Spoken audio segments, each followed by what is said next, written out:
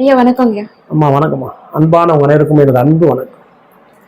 ஐயா இப்ப நாங்க வீடியோஸ் எல்லாம் போஸ்ட் பண்றோம் பாத்தீங்களா? இதுல இருந்து நிறைய பேர் என்ன கேக்குறாங்கன்னா, உங்களோட டெய்லி லைஃப் ரொட்டீன் என்ன? நீங்க லைஃப் ஸ்டைல் எந்த மாதிரி எல்லாம் ஃபாலோ பண்ணுவீங்க? தவ முறை, தியான முறை, இல்ல எப்படி எல்லாம் லைஃப் வந்து ரன் பண்றீங்க, எப்படி இதுக்கான பிராக்டிஸ் பண்றீங்கன்னு கேக்குறாங்க. அத பத்தி சொல்லுங்க. கட்டாயம் பேசுறேன். ஒரு விஷயம் பாருங்களேன், என்னோட லைஃப் நார்மல் தான். நார்மல்ன்றது எல்லாரும் ஒரே மாதிரி எப்படி இருக்கிறீங்களோ அந்த மாதிரி தான் என்னோட வாழ்க்கையும். நினைக்கிற மாதிரி வேற பெரிய மாற்றம்லாம் எதுவும் கிடையாது. ஆனா ஒரு மாற்றம் ஒன்று இருக்குது. என்னன்னா, எனி டைம் என்கிட்ட ஒரு சிந்தனை இருக்கும். அந்த சிந்தனை என்னன்னா, நான் கருணையை பத்தி சிந்திச்சுட்டு இருப்பேன். அந்த கருணைன்றது பாருங்களேன், இப்ப நம்ம கிட்ட சொல்ல மொபைல் ஒன்று கிடைச்சிருக்குது நம்ம கிட்ட. ஓகே தானே? இதுக்கு முன்னாடி நானும் மொபைல் யூஸ் பண்ணிக்கிறேன். அந்த 8 வருஷத்துக்கு முன்னாடி. அப்போ யூஸ் பண்ணதுக்கும் இப்போ யூஸ் பண்றதுக்கு வித்தியாசம் இருக்கு. நான் அதிகமா எங்கெங்கெல்லாம் பெயின் இருக்கிற வீடியோ நிறைய வரும் பாத்தீங்கன்னா, சில ஷார்ட்ஸ் மாதிரி போடுவாங்க. குழந்தைங்க உடல்நல குன்றிய குழந்தைங்க, ஒரு ஜீவராசி ரொம்ப முடியாத ஜீவராசி, புரியுதுங்களா? இந்த மாதிரி விஷயத்த நான் அதிகமா பார்ப்பேன். எதுக்கோசம்னா அதுல இருக்கிற பெயினை நான் தெரிஞ்சுக்கணும். அந்த குழந்தையோட வலி எப்படி இருக்கும்னு நான் உணரணும். இதை மாதிரி இந்த ஒரு என்னோட ரொட்டீன் லைஃப்ல நான் முக்கியமா நான் பண்ற ஒரு விஷயம்ன்றது இதுதான். நான் அதிகமா காமெடி பாக்குறதோ, பாட்டு பாக்குறதோ, இந்த வேற எந்த சம்பந்தப்பட்ட வீடியோஸ்லாம் முதல்ல கேட்டுருந்தேன். இப்ப எல்லாமே குறைவு. இப்ப என்னோட ரொட்டீன் லைஃப்ல அதிகமா பாடல் கேட்பேன். அந்த பாடல் தாயை பத்தியான பாடல் கேட்பேன், அம்மா பத்தியான பாடல் கேட்பேன். ரெண்டாவது இந்த கருணை சம்பந்தப்பட்டு இந்த ஒரு உடல் நல முடியாத குழந்தைங்க அவங்களுக்கு ஹெல்ப் பண்ற வீடியோஸ் நிறைய பார்ப்பேன். யாரெல்லாம் வீடியோஸ் ஹெல்ப் பண்றாங்க, மேக்ஸிமம் யாருக்கு உதவி பண்றாங்க, யார் எந்த அளவுக்கு கருணையான செயல், அந்த செயலான வீடியோலாம் நான் அதிகம் பார்ப்பேன். ரெண்டாவது பெயின் உள்ள அந்த குழந்தைகளோட உடல்நிலை சரியில்லாம ரொம்ப அளவுக்கு மீறியான ஒரு உடல் மாற்றமா குழந்தைய பிறந்திருக்கு. அதெல்லாம் நம்ம செல்ல போனா தெரியும். இதெல்லாம் பெரிய விஷயம் எல்லாரும் எடுத்து பார்க்கலாம். நம்ம அதை பார்க்காம ஸ்கிப் பண்ணி போறோம். நான் எல்லாத்தையும் பாக்குறேன். அவ்வளவு வித்தியாசம். இந்த ரொட்டீன் லைஃப்ல மெயினான ஒரு விஷயம் எனக்கு இதுதான். இதை நான் எடுத்து நான் பார்ப்பேன். அதுல இருக்கிற ஃபீல் அப்படியே எடுத்து இப்போ அந்த குழந்தை என் குழந்தையா எப்படி இருக்கும்னு நான் பார்ப்பேன். அந்த குழந்தையா நான் மாறி பார்ப்பேன். நான் அந்த மாதிரி குழந்தையா தான் நான் எப்படி அழுவேன், எப்படி எனக்கு அந்த வழியை நான் உணர்வேன் அப்படின்றது. இது என்னன்னா நம்ம கிட்ட கற்பனை திறன் அதிகம். நம்ம எல்லாமே கற்பனை வெளிப்பாடு. நம்ம கிட்ட கற்பனை திறன் ரொம்ப மிக இதுவா வரும். அப்ப அந்த கற்பனையை நம்ம இந்த பக்கம் செலுத்தணும். ஒண்ணுமே கற்பனை திறன் ஒண்ணு பாருங்க. நம்ம வீட்டுல இருந்து நம்ம கணவர் வெளியே போயிட்டாரோ இல்ல நம்ம குழந்தைங்க வெளியே போயிட்டாரோ எப்போ வரும், என்ன ஆகும், நம்ம யோசனை பண்ணி இருப்போம். ஏதோ யோசனை வரும். ஒரு ஆஃப் லேட் ஆயிடுச்சுன்னா எங்க வந்துச்சு இந்த கற்பனை? நான் சிம்பிளா சொல்றேன். எப்படி வந்துச்சு இந்த கற்பனை? இதே கற்பனையை நம்ம ஒரு குழந்தை வெளியே போனாலும், நம்ம கணவர் வேலைக்கு போயிட்டு லேட் ஆனாலும், நம்ம மனைவி வேலைக்கு போயிட்டு ஆஃபீஸ் போய் லேட் ஆனாலும், நம்ம குழந்தைங்க ஸ்கூலுக்கு போயிட்டு வரதுக்கு லேட் ஆனாலும், எங்க வெளியே போயிட்டு நம்ம அம்மா அப்பா வெளியே லேட் ஆகும், நம்ம ஒண்ணு நிறைய சிந்தனை என்ன ஆச்சு தெரியாது, மயக்க மாட்டாங்களா, இல்ல என்ன வண்டி வர லேட் ஆயிடுச்சா, ஏதோ ஒரு இந்த சிந்தனை இல்லை. இது கற்பனை தான். இது யார் பண்றீங்க? நீங்க தான் பண்றீங்க. இந்த நம்பர்ல கற்பனை பண்ணிக்கோ. அந்த கற்பனை எல்லாம் இருக்காது. அந்த அளவுக்கு நம்ம கற்பனை பண்ணுவோம். அந்த கற்பனை திறனை நீங்க இந்த பக்கம் யூஸ் பண்ணணும். இந்த ஒரு ஜீவராசியோட அந்த ஒரு குழந்தையோட வலி, ஒரு ஜீவராசியோட வலி, அவங்க செய்யற அந்த செயலோட தன்மை, இது எல்லாத்தையும் பார்த்து இது நம்ம செஞ்சா எப்படி இருக்கும்னு பார்க்கணும். அந்த வலியை நம்ம உணர்ந்தா எப்படி இருக்கும்னு பார்க்கணும். இந்த மாதிரி கற்பனை நம்ம அதிகமா பண்ணணும். அப்படி பண்ணும்போது என்னன்னா, செல்லை பார்த்து நீங்க பண்ணிட்டு, ரெண்டாவது நீங்க வெளியே நீங்க ஒரு ஆபீஸ்க்கு போகும்போதோ இல்ல ஒரு கடைக்கு போகும்போதோ, நீங்க வெளியே டூரிஸ்ட் எங்க போகும்போதோ அங்க அந்த மாதிரி ஜீவராசியை பார்ப்பீங்க, லைவா பார்ப்பீங்க. அப்போ உங்களால அந்த செயலை செய்ய முடியும். ஒரு பிஸ்கட் வாங்கி போட முடியும். அதை பார்த்து அது வருத்தப்படும். இல்லை உங்களால முடிஞ்சு யாருன்னா சொல்லி அதை சரி பண்ண முடியுமான்னு சொல்ல முடியும். இல்ல ஒரு போன் எடுத்து கூட ஒரு ப்ளூ கிராஸ்க்கோ இல்ல யாருன்னா அதை பார்த்து ஒரு ஆர்கனைசேஷன் நீங்க சொல்ல முடியும். ஏன்னா இது எல்லாத்தையும் பத்தி இந்த நம்பர்லாம் உங்ககிட்ட இருக்கும். எப்படி பண்ணலாம்னு தெரியும். எப்படி எல்லாத்தையும் வீடியோ போறாங்க இன்னைக்கு. அதான் சொன்னேன், இந்த வலைத்தளம்ன்றது நம்மளுக்கு இப்போ ஏற்கனவே நம்மளுக்கு ஒரு பெரிய ஒரு குடை செல்லு தான் மொபைல். அதை வச்சு நம்ம பெரிய ஒரு பயனுள்ளதை நம்ம மாத்திக்கலாம். கண்ணு தெரியாதவங்க கூட ரோட கிராஸ் பண்றதுக்கு மொபைல் ஒரு ஆப் இருக்குது.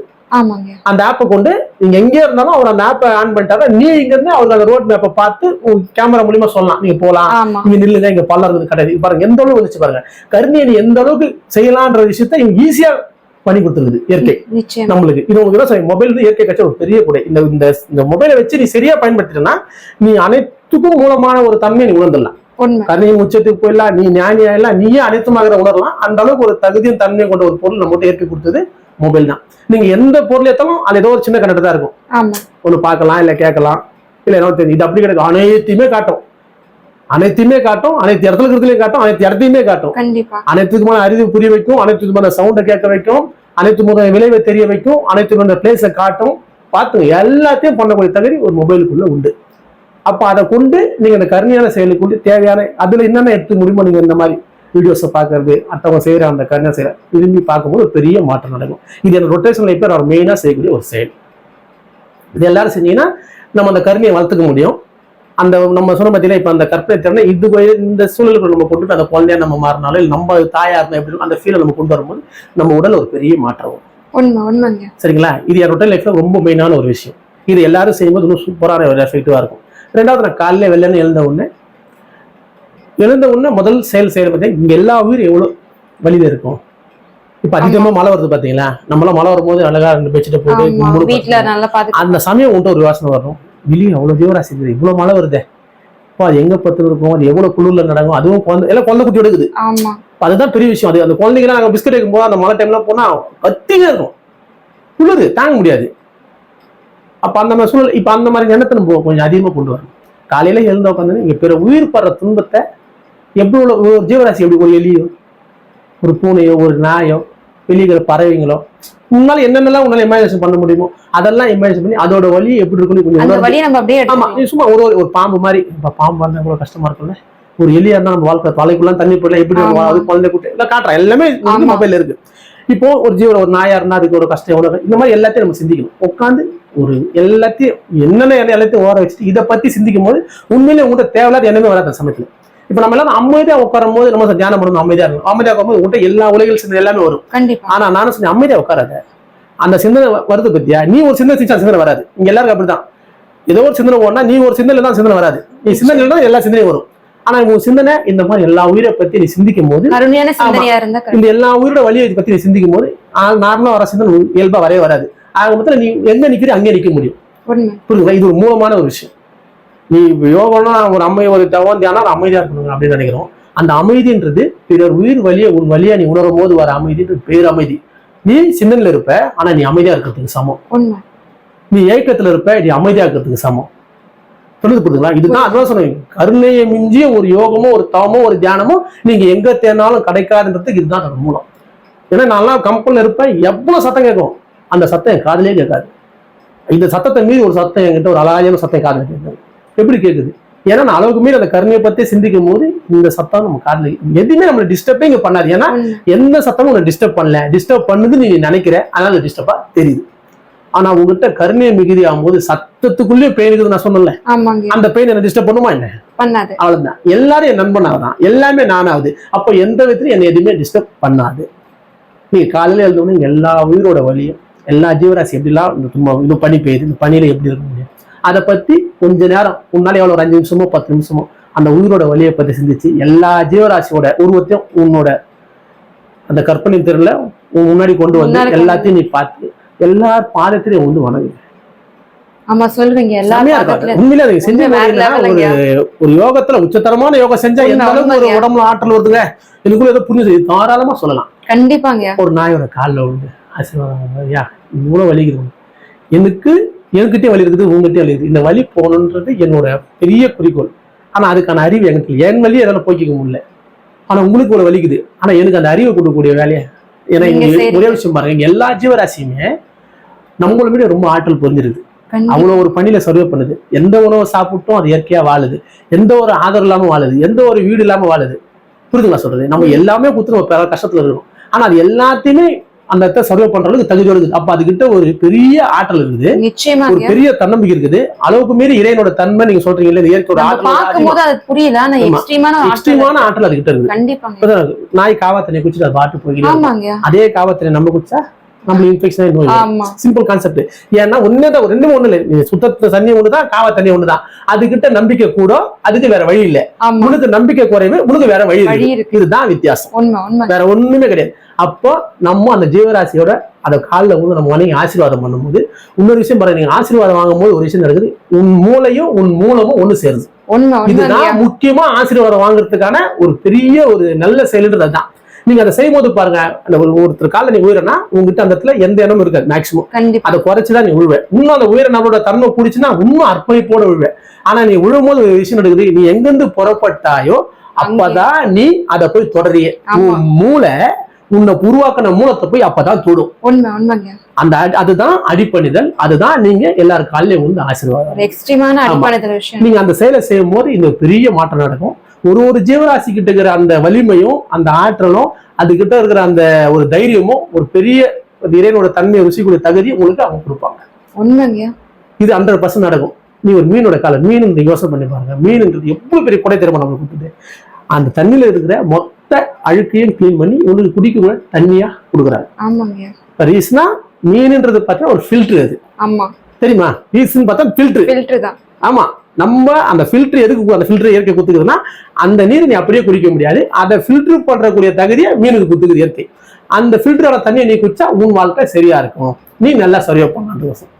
நம்மளுக்கு அறியாமையில அந்த மீனே நம்ம சாப்பிட்றோம், நம்ம அதிகம் பண்றோம். அது ஒண்ணும் முடியாது. இந்த இடத்துல சூழலும் அந்த மாதிரி இருக்குது. நம்ம அதை எதையுமே சொல்ல முடியாது, எதையும் குறையாம சொல்ல முடியாது, எதையும் சரியும் சொல்ல முடியாது. ஆனா அது நடக்குது. ஆனா நம்ம கிட்ட உடனே அன்பு பெறும். அப்ப அன்பு பெறும் அந்த மீனோட காலில் வந்து ஆசீர்வாதம். இப்ப அந்த மீன் பாருங்க, தண்ணியிலே இருக்கும், தரையிலே இருக்கும், எல்லா விதமான அசுத்தத்தையும் சாப்பிட்டு அது உடலை உணவா மாத்தி நம்மளுக்கே கொடுக்குது. அப்போ அதோட கருணை எப்படி இருக்கு பாருங்க. நம்ம பூமி சொன்ன பாத்தீங்களா, பூமி எல்லாம் அவங்களால எல்லா பூமி கிட்ட ஒரு தகுதி எல்லாத்துக்கிட்டே இருக்கும், அந்த கருணையோட தன்மை எல்லாத்துக்கிட்டே இருக்கும். அப்ப அவங்க காலில் வந்து ஆசீர்வாதம் எப்படி இருக்கும்? ஒரு மீன் காலில் விழ முடியுமா? சாதாரண அது விழும்போது உனக்குள்ள ஒரு பெரிய அன்பு புறப்படும். அதை செஞ்சு பாருங்களா தன்மையை. நீங்க சொன்ன வார்த்தையை வேற லெவல்ல இருக்கும். இந்த மாதிரி நீங்க ஒரு ஜீவராசிக்கு எழுந்த மறுநொடியே செய்யறதே அந்த விஷயம். ஒரே பாம்பை பார்த்தா நம்ம எல்லாருக்கும் பயம், உண்மைதானே? ஆனா அது ஒரு உயிருள்ள ஜீவராசி. இந்த மாதிரி வாழ்க்கையை சர்வே பண்ணுது. அந்த பாம்பு உன் கண்ணு எதிர்க்க நின்று அது காலில் வந்து நீ ஆசீர்வாதம் வர மாதிரி பண்ணிப்பாரு. கற்பனை எப்படி தெரியுமா இருக்கும்? நீ செஞ்சதுக்கு சமமா இருக்கும். அந்த பாம்பு கிட்ட இருக்கிற பாம்புக்கு காது இல்லைன்னு ஒரு அதிர்வை கொண்டு அது வாழ்க்கை வாழ்ந்து, வெறும் அதிர்வை கொண்டு இங்க இருக்கலாம், இங்க இருக்கக்கூடாது, இங்க நான் சர்வ் பண்ணல, இங்க சர்வ் பண்ண முடியாது. எப்படி பாருங்க, நம்ம எல்லாரும் பார்த்தா பயந்து வாழ்ந்து பயந்து அது வாழ்க்கை அது வாழ்ந்து எவ்வளோ அதோட வாழ்க்கை அது புரட்சி பண்ணி அது ஜீவராசி அது வாழ்ந்துனது எப்படி முடியுது? அதனால அப்போ அதுக்கிட்ட ஒரு தன்னம்பிக்கை இருக்குது, ஒரு பெரிய தைரியம் இருக்குது. அது இறைவனோட ஒன்னா கலந்து இருக்குது. அதனால காதே எல்லாமே இருக்குது. நம்ம காது இருந்தாலே சர்வே பண்றது கஷ்டமா இருக்குது. காது எல்லாமே அந்த வாழ்க்கையை சர்வே பண்ணுறதுன்னா அப்போ அவங்ககிட்ட தகுதி என்ன? அப்போ அவங்களுக்கும் அந்த வழி போகணும்னும் நம்மளுக்கும் பெரிய வழி கிடைக்கணும். நம்ம அவங்க காலெல்லாம் வந்து ஆசீர்வாதம் வாங்கும்போது ஒரு பெரிய மாற்றம் நடக்கும். இது என்னன்னா உங்க கற்பனை திறனை வளர்த்துரும். இது வந்து கற்பனை இல்லை, இதுதான் உண்மையும். இப்ப நான் எல்லாரையும் காலில் வந்து வணங்குங்க, எல்லாரும் காலையில் சொல்லும் போது ஒரு சிலர் சொல்லுவாங்க, ஐயா நான் காலைல வந்து வணங்க மாட்டேன், அது எப்படியா நம்ம அவங்க காலில் வந்து நம்மளால ஒரு மாதிரி நான் சொல்ல கற்பனையா வணங்குமா அப்படின்னு. ஐயா கற்பனையா உண்டாலும் ஒண்ணுதான், நிஜமா உண்டாலும் புரிஞ்சு போச்சா? புரிஞ்சுச்சா? இப்போ கற்பனையா நீ செஞ்ச செயலும் நிஜமா செஞ்சது ஒண்ணு. எப்ப தெரியுது உங்களுக்கு? உன்னோட ஒரு கர்வமோ ஆணவமோ அடிபடும் போது அது உண்மைன்னு தெரியுது. நீ கற்பனையா பண்ண கூட புரியுதா சொல்றது? அப்போ கற்பனைன்றதும் உண்மைன்றதும் ரெண்டும் ஒண்ணுதான். ஏன்னா மெய்யில தான் பொய் புறப்படணும். அதனால மெய்யின்றதும் பொய்ன்றதும் ரெண்டும் ஒண்ணுதான்.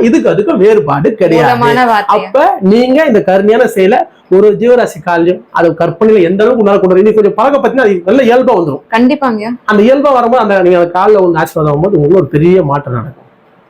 ரெண்டாவது மனிதர்கள் இதெல்லாம் நீ பண்ணிடலாம். எல்லாரும் சொல்றாங்க, ஏன்னா ஜீவராசி காலம் வந்து வணங்கினீங்க, மனிதன் காலம் நான் மாட்டேன் அப்படி சொல்றது மனுஷன் சொல்றான். ஏன்னா அவனோட குணங்கள் இவனுக்கு தெரியுது, இவன் குணங்கள் அவனுக்கு தெரியுது. அதனால அப்படின்றது என்னது, நான் வந்து நான் அவ்வளவு அடிப்படைஞ்ச போயிடாம. ஆனா நீங்க முக்கியமா செய்ய வேண்டிய பெரிய வேலையை இதைதான் நீங்க செய்யணும். கண்டிப்பா. இன்னும் யாரெல்லாம் பிடிக்கலையோ ஒன்னு அவனை பார்த்தாலே வெறுப்பு போறோம், அவன் காலில் விழுங்க, இன்னும் பெரிய மாற்றம். ஏன்னா நான் என்ன சொல்லுமா, அந்த வெறுப்பை நீ வச்சுக்கிட்டா ஒன்னும் ஆக போறது இல்லை. உண்மைதானே? உனக்கு அந்த வெறுப்பு போகணும், உங்ககிட்ட கோபம் போகணும், உங்ககிட்ட ஒரு பெரிய அறிவு வரணும், உங்ககிட்ட பெரிய அன்பு வரணும். அப்ப நீ என்ன பண்ணணும்? அவங்க செஞ்ச செயலெல்லாம் அதெல்லாம் ஒண்ணுமேல நீ நினைக்கணும். அது வந்து சூழல் காரணமா நடந்தது இல்லைன்னா அவங்க அறிவு தெரியலாம நடந்தது. அதை நாயே அடுத்து எடுத்து வச்சு நீ எனக்கு அறிவு தெரியாம நாயா ஆக்கிக்கணும். அதை நான் எடுத்து வச்சு என்னைய நான் கோபமா வச்சுக்கணும். அதை நான் எடுத்து வச்சு எனக்குள்ளே அந்த பிரஷரை உருவாக்கிக்கணும். அப்ப அதெல்லாம் எனக்கு உள்ள விட்டு போனோம்னா நான் அதை சரின்னு சொல்லணும். ஆனா உண்மையிலே அது சரியா தான் இருக்குது. அது சரின்னு நீ சொல்லும் போது நீ சரியாயிடுவேன். நீ சரியான ஒரு காரணவசம் நீ எல்லாரும் காலையில உயர்ந்து இது சரி. உண்மைதானே? உண்மைங்க. தப்பு என்ன இருக்குதா? நீ தாராளமா கற்பனையா எல்லாரும் மனிதர் காலையில வந்து ஆசீர்வாதம் அது வாங்கிட்டீங்க. அந்த மாதிரி நீங்க பண்ணும்போது என்ன, நீ ஒரு நபரை பார்த்து வச்சுக்க, வேற ஒரு கால் ஞாபகம் வரும். நான் வந்து சொல்றேன், எல்லாரும் போங்க என்னோட பாதத்தை பாருங்க, என்னோட பாதத்தை பாருங்க. நீ பாதத்தை பாத்தீங்கன்னா அவர் மேல எது இருந்தாலும் ஒரு நார்மலா நீ பார்த்து யாரும் பார்ப்போம், ஃபேஸை தான் பார்ப்போம், இல்ல அந்த உருவத்தை பார்ப்போம். பார்த்து யாரும் பார்ப்போம், நீ பாதத்தை பார்க்கறது மிக நல்லது. ஏன்னா அந்த பாதம் தான் ஒண்ணு எல்லாத்துக்கும் கூட்டு வந்தது. காற்றுக்கு காலுன்னு ஒரு விஷயம், காலுன்னு சொல்றேன், அது காற்றுன்னு ஒரு அர்த்தம் இருக்குது. ஏன்னா காற்றுன்றது பறந்து போகும், காலுன்றது நடக்க வச்சு ஒரு இடத்துக்கு சர்வே பண்ணிட்டு. காலுன்றது ரொம்ப மூலமான ஒரு விஷயம். நீங்க அந்த காலை பார்க்கும் போது அந்த காலை வந்து அந்த காலை நான் பார்க்க சொல்றேன்னா உன்னால கற்பனை காலை கொண்டு வர முடியும். கண்டிப்பா. சரிங்களா? நான் அந்த மாதிரி பண்ணுவேன். யாரை பார்த்தாலும் என்ன பார்த்தாலே காலம், ஏன்னா நீ என் காலம் ஆசீர்வாதம் வாங்கக்கூடாது. நான் இங்க எல்லாரும் ஒண்ணுதான். என் காலைல நான் ஊந்து ஆசீர்வாதம் வாங்கி தான் ஆகணும். இப்ப என் கால உங்க யாராச்சும் நான் சொல்லுவேன், நீ ஊந்தது உன் காலில் தான், நீ என் காலெல்லாம் உள்ள. ரெண்டாவது நீ ஊந்தது நீ பூமின்ற உருவாக்குற ஒரு மூலத்தை கனெக்ட் பண்றதுக்கோசம் நீ காலிலே உயிரிங்க. அப்ப காலில் உயர்ந்தது மிகப்பெரிய சரியான பண்பு. அந்த செயலை செய்யும் போது நம்ம கிட்ட தேவையான சிலைகள் விலகி போட்டோம்னா பெரிய மாற்றமா இருக்கும். நான் அதனால தான் சொன்னேன், நீங்க எல்லாரும் காலைல முக்கியமா பிடிக்காத காலைல வரும். ஆனா எல்லாரும் காலையை நீங்க பாருங்க, இது ஒரு பெரிய மாற்றத்தை நம்மளுக்கு ஏற்படுத்தி கொடுக்கும். இது தனிமையில பண்ண போறீங்க. ஆமா. இது யாருக்கு தெரிய போகுது? யார்கிட்ட சொல்ல போறது இல்ல. இதை செய்யும்போது, ஏன்னா யோகன்ற தனிமையில பண்ணுவீங்க.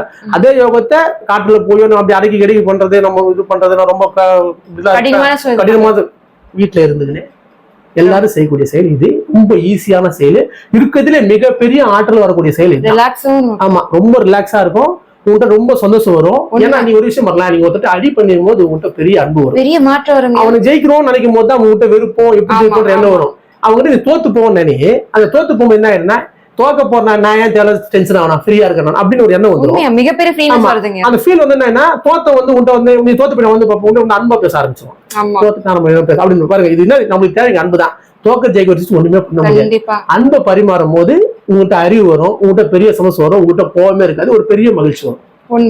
இந்த நிகழ்வு நடக்கும். அதனால நீங்க எல்லாரும் காலையில உணர்ந்து, எல்லா உயிரோட துன்பத்தை உணர்ந்து, எல்லாரும் காலையில உணர்ந்து ஆசீர்வாதம் வாங்கி கொஞ்ச நேரம் நீங்க அமைதியா உட்காந்து ஒரு பெரிய மாற்றம் உங்களுக்கு நடக்கும். இதை நீங்க ரெகுலரா செஞ்சீங்கன்னா நீங்க ஒரு பெரிய அனுபவத்தையும் பெரிய மாற்றத்தையும் தரலாம். நம்ம உணவு பழக்கம் அப்படின்னு பாத்தீங்கன்னா எல்லாமே நார்மல். இதுவரை நீங்க என்ன உணவு சாப்பிட்டியோ அந்த உணவுல சிம்பிள் தான். நீ அதிகமா ஆயில் சேர்க்காம, சிம்பிள் இல்லை ரொம்ப பெருசாலாம் ஆயில் சேர்க்காம, முடிஞ்சாலும் கொஞ்சம் குறைவான உப்பு போட்டு புளிப்பை கொஞ்சம் கம்மியா சேர்த்து நீங்க எந்த உணவு வேணா சாப்பிட்டுக்கலாம்.